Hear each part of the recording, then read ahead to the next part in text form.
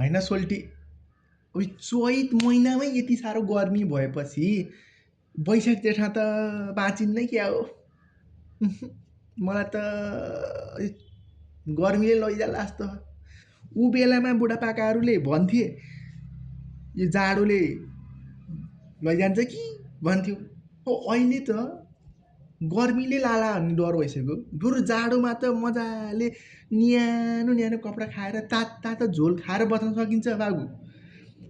अब अहिले गर्मीमा त पानीमै चोप्यालले पनि बच्न सकिएला जस्तो छैन बाबु।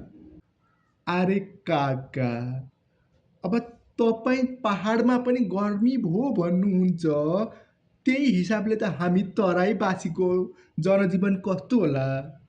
पहाडको भन्दा तराईको गर्मीले त झन् आगो लगाउँछ रे आगो।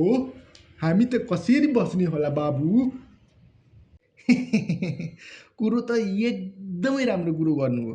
अब तपाईँहरू नै पहाडमा बस्ने भन्दा तराईमा बस्नेलाई झन् कस्तो गर्मी हुन्छ होला होइन?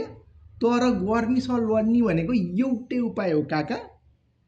पानी चाहिँ घन्टामा 1 लिटरको दरले खाक्को खाइ गरेर खानुहोस् है।